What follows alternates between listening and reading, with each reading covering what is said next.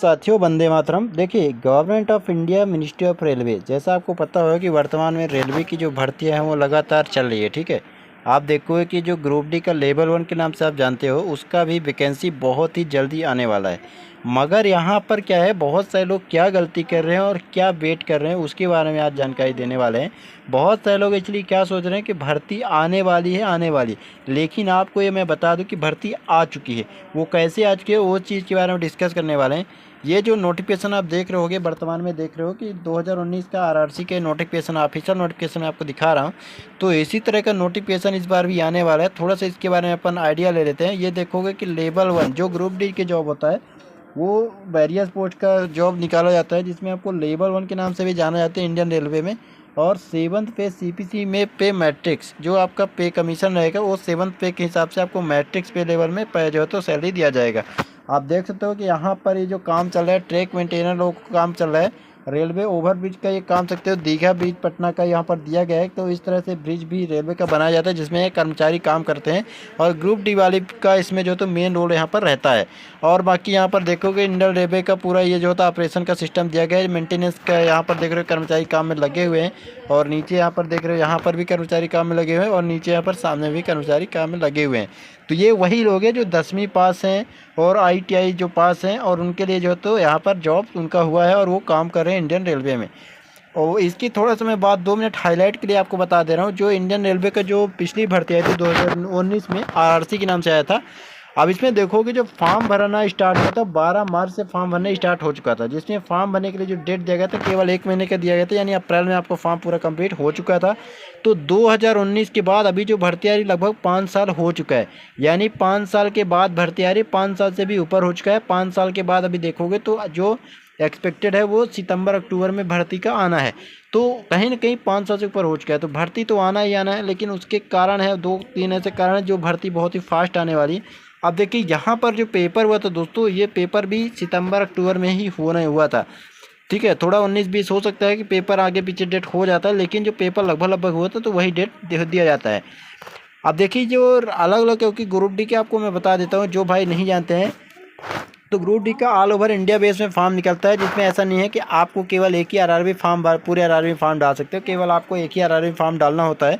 जैसे आरपीएफ ने फॉर्म भरा होगा, तो पूरे आरआरबी में आप कहीं से कभी सिलेक्ट कर सकते हो। तो ऑल इंडिया लेवल में मेरिट बचती है। लेकिन इसमें यहाँ पर देखो कि जोन वाइज मेरिट दिया जाता है। सेंट्रल रेलवे का है, east central railway, east coast railway, तो इस तरह से भर्तियाँ यहाँ पर आती है। देखो कि 3597 यहाँ पर सेंट्रल रेलवे में आई थी, और 4000 यहाँ पर ईस्टर्न रेलवे में अच्छी खासी भर्ती आई थी। तो इस तरह देखो कि अलग अलग भर्तियाँ आई थी। टोटल पोस्ट जो थे दोस्तों, यहाँ पर देखोगे जो 2000 की भर्ती में आई थी, वो टोटल पोस्ट थे कम से कम, देख सकते हो कि 1,03,769 पोस्ट। ये काफ़ी अच्छा, मतलब एक प्रकार से मान सकते हो कि उस समय जो भाई हमारे थे, जो इंडियन मतलब सरकारी की नौकरी की तैयारी कर रहे थे, वो कहीं ना कहीं दूसरे एग्जाम की भी तैयारी कर रहे थे। कोई SSC कर रहा था, कोई एग्जाम अदर के स्टेट कर रहा था। लेकिन उसमें क्या हुआ कि इतनी भर्ती को देखकर काफ़ी अच्छा फॉर्म भरा, और जो भाई दूसरे एग्जाम की तैयारी कर रहे थे उनका भी सिलेक्शन इसमें हो गया। तो कहीं ना कहीं ये चीज़ बहुत बड़ी अपॉर्चुनिटी के रूप में साबित हुआ उनके लिए। बेरोजगारी का एक धब्बा जो था वो मिट गया। तो इस तरह से चीज़ें यहाँ पर की गई। अब देखिए कि पोस्ट में तो यहाँ पर अलग अलग पोस्ट होता है। जैसे पॉइंट्स में देख सकते हो, असिस्टेंट ब्रिज होता है, ट्रैक मेंटेनर का भी यहाँ पर पोस्ट होता है, और मेडिकल असिस्टेंट वगैरह का भी यहाँ पर पोस्ट दिया जाता है। बहुत सारे यहाँ पर पोस्ट इंजीनियरिंग डिपार्टमेंट में, इलेक्ट्रिक डिपार्टमेंट में, और सिग्नल वगैरह डिपार्टमेंट में रहता है। जो एनुअल कैलेंडर है रेलवे के द्वारा जो निकाला गया है, देखते तो government of India, ministry of railway, railway recruitment board, यहाँ पर लोगो लगा है गवर्नमेंट ऑफ इंडिया का, यहाँ पर भारतीय रेल का लोगो लगा हुआ है। तो जो एनुअल कैलेंडर दिया गया है, आरआरबी का रिक्रूटमेंट दिया गया है 2024 का, उसमें आप देखोगे कि एएलपी का जनवरी मार्च में यहाँ पर फॉर्म आया हुआ था। तो जनवरी में आप देखोगे कि जो एएलपी का फॉर्म आया था, वो कब आया था, तो देख सकते हो आप कि टेक्नीशियन जनवरी और मार्च में फॉर्म आया हुआ था, जो कि कंप्लीट हो चुका है फॉर्म फिलअप। और इसका पेपर भी जल्दी होने वाला है। ये बहुत जल्दी पेपर होगा, जून और जुलाई में पेपर यहाँ पर संभवतः हो जाएगा। इसके बाद देखो टेक्नीशियन का तो अप्रैल जून में, तो सेम इसका भी वही टाइम है, सब कुछ चीज़ों को किया गया। नेक्स्ट यहाँ पर जुलाई और सितंबर में किसका है, तो NTPC का है, और जो है तो यहाँ पर देखोगे तो जूनियर इंजीनियर का है, और पैरामेडिकल कैटेगरी के लिए है। तो इसी तरह जो लेवल 1 का है और मिनिस्ट्री ऑफ आइसोलेटेड कैटेगरी का जो होता है, तो वहाँ पर आप तो यहाँ पर देखोगे आपकी जो लेवल 1 का पोस्ट है, मेन मैं उसकी टारगेट कर रहा हूँ। ग्रुप डी के मैं बात करने वाला हूँ आप। तो जो लेवल 1 ये अपने लिए बहुत इंपॉर्टेंट है। यहाँ पर बहुत सारे लोग कैंडिडेट सवाल खड़े करेंगे कि जो यहाँ पर कैलेंडर देखोगे तो अक्टूबर दिसंबर दिया गया है। तो देखिए यहाँ पर होना क्या है, क्योंकि आपको पता होगा कि गवर्नमेंट अगर जीतती है, ठीक है, और जो अभी वर्तमान में गवर्नमेंट है, अगर वही सरकार में आते हैं तो कहीं ना कहीं इस चीज़ को अच्छे लेवल में और बड़े लेवल में कहीं ना कहीं वो चीज़ चाहेंगे कि ये भर्ती को और भी ज़्यादा जो है तो फास्ट किया जाए। और आपको एक चीज़ और पता हो कि जो अभी जो अपोजिशन में है उन्होंने क्या बोला है कि हमें 30 लाख भर्ती प्लस अभी सरकारी भर्ती निकालना है। तो आपको पता है कि ग्रुप डी में जब भर्ती आती है तो कम से कम वही 60-70 हज़ार से नीचे नहीं आती है। 2019 से आपने देखा कि 1 लाख पद ही आ चुके थे, और इसके पहले भी जो पद आए थे 2018 में, उसमें भी लगभग 62 हज़ार कुछ पोस्ट यहाँ पर थे। तो 50 हज़ार से तो ऊपर ही आता है। तो आपको ये मान के चलना है, क्योंकि अब कैलेंडर के बाई सिस्टम है तो हर साल रेलवे का भर्ती आने वाला है। तो ये जो रेलवे का लेवल 1 का पोस्ट है दोस्तों, इसका आप ये मान के चलिए कि जो भी अभी टाइम है, अभी जो आपका मान लीजिए कि मई चल रहा है, तो जून, जुलाई, अगस्त, सितंबर और अक्टूबर, लगभग अभी जो 4 महीने बचे हुए हैं, तो आपको वो 4 महीने नहीं बल्कि आपको ये समझ लेना है, क्योंकि जो फॉर्म है, जैसे आप फॉर्म डालते हो तो फॉर्म डालने के बाद बहुत सारे लोग सोचते हैं कि हम तैयारी करेंगे। तो देखिए अगर इस तरह से ये वाले कैंडिडेट हो आप, तो बहुत बार पिछले बार भी क्या हुआ था कि करोड़ों फॉर्म भरे गए थे, लेकिन सिलेक्शन केवल जितनी भर्ती थी उतना ही लोगों का हुआ है। तो ऐसा ना हो कि आप फॉर्म भी डाल दो और सिलेक्शन भी ना हो, तो वो वाला चीज़ अगर करना है तब तो आपके लिए टाइम ही टाइम है। अभी भर्ती नहीं है, आपको ये मान के चलना है कि अभी भर्ती नहीं आई है, लेकिन जिनके लिए ये है, क्योंकि देखिए दोस्तों होता क्या है कि पहले क्या होता था कि कोई अपडेट नहीं होता था कि कब भर्ती आएगी, लेकिन जब आपके सामने है, सिलेक्शन आपके सामने है, आपको भूख लगी हुई है और आपको दौड़ना है कि वहाँ पर मैं जाके उस चीज़ को खा लूँ, उस फल को खा लूँ, तो मेरा सिलेक्शन जो है तो मैं ज़िंदगी मेरी बच सकती है। तो अगर आप लोग ये सोचते हो कि 4 महीने बाद मेरे को दिख रहा है, तो आपको उस हिसाब से भी रणनीति बनाना है ना, क्योंकि आपको पता है कि इसमें करोड़ों लोगों का फॉर्म जाने वाला है। तो करोड़ों लोगों के सामने आपको दौड़ने से अच्छा है कि अभी आप अपने से दौड़ना स्टार्ट कर दो, क्योंकि जब सब दौड़ना स्टार्ट करेंगे तब आप दौड़ोगे तो कहीं ना कहीं आप भी उस लेवल के ही रहोगे। तो लड़ाई आपको ऐसा नहीं है, लड़ाई को आपको जो है तो अपने लेवल में करने के लिए, एक पक्षी करने के लिए आपको अभी से जो करना है तो करना है। अपनी रणनीति अभी बना लो। जो भी बुक्स वगैरह है, मॉक टेस्ट है, प्रीवियस ईयर का क्वेश्चन आंसर पेपर है, सब कुछ अभी से कर देना है। और इस वीडियो में भी मैंने एक बुक के जो है तो बताया है, आपको प्रीवियस उसमें पूरा दिख जाएगा। आप उसमें देख सकते हो कि किस लेवल का जो है तो चीज़ों को पूछा जाता है। रेलवे सामान्य अध्ययन का है और बहुत सारी चीज़ें यहाँ पर दिया गया है। मैं आपको वो वीडियो आगे लगा दूंगा, तो आप पूरा अच्छे से देख लेना उस चीज़ को।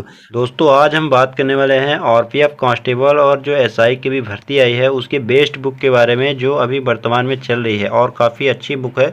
यहाँ पर आप देखोगे कि सभी एकदम मानो कि चैप्टर वाइज चीज़ों को दिया गया है। टीसीएस पैटर्न का पूरा आपको यहाँ पर देखने को मिल जाएगा। सामान्य अध्ययन है, चक्षु प्रकाशन की बुक रहेगा। इसमें देखोगे आपकी मल्टीपल टाइप का, जैसे एएलपी टेक्नीशियन का टीयर 1 टीयर 2 का पूरा दिया गया है, और एनटीपीसी सीबीटी 1 सीबीटी 2 का। ग्रुप डी का देखोगे तो ग्रुप डी का भी जो पेपर हुआ था पिछले ईयर में, उसका भी पेपर वगैरह सब कुछ यहाँ पर पूरा व्याख्यात्मक हल सहित दिया गया है।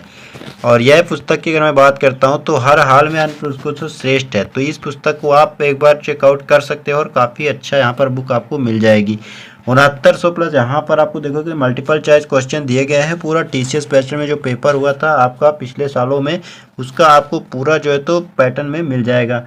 लेटेस्ट यहाँ पर चैप्टर वाइज चीज़ों को दिया गया है। तो इसको, इस बुक को, ये बहुत ही बेस्ट बुक है। आपको ये प्रैक्टिस बुक भी चाहिए तो प्रैक्टिस बुक भी चक्षु प्रकाशन का आता है, जिसमें आप यहाँ पर देख सकते हो स्क्रीन में कि कांस्टेबल का भी यहाँ पर दिया गया है ऑफिशियल, मतलब पूरा पैटर्न के हिसाब से। और आरपीएफ के बारे में यहाँ पर, एसआई का भी, रेलवे मैथ चैप्टर वाइज सभी का अगर आप देखोगे तो मैथ, रीजनिंग और जीके का, मैथ और साइंस यहाँ पर पूरा दिया गया है। तो इसको आप अगर जो है तो देख के खरीद सकते हो। बहुत ही बेस्ट बुक यहाँ पर आपको साबित होने वाली है। जब देखिए यहाँ पर क्या है, वही चीज़ मैं फाइनल यही बोलूँगा कि जो भी लोग तैयारी यहाँ पर करने वाले हैं, अगर आपको ऐसा लगता है कि मैं गलत बोल रहा हूँ तो आप मेरे को बता सकते हो, लेकिन वो वीडियो चाहे तो नहीं देखें। लेकिन जिनके सामने ये है कि मेरे को सिलेक्शन लेना ही लेना है, ये 2024 को आखिरी साल मेरे को सिलेक्शन का जो है तो कर देना है, और जो रोजगार और बेरोजगार में बे का अंतर होता है उसको आपको बे को हटा देना है। ऐसा ना हो कि आपको बेरोजगार 2-3 जोड़ दो, और ऐसा ही होगा, क्योंकि आपको ये पता है बहुत सारे लोग ऐसे हैं जो 3 साल 4 साल से लगातार तैयारी करें, कोई 2 नंबर से, कोई पॉइंट से बाहर हो रहा है, कोई 4 नंबर से बाहर हो रहा है।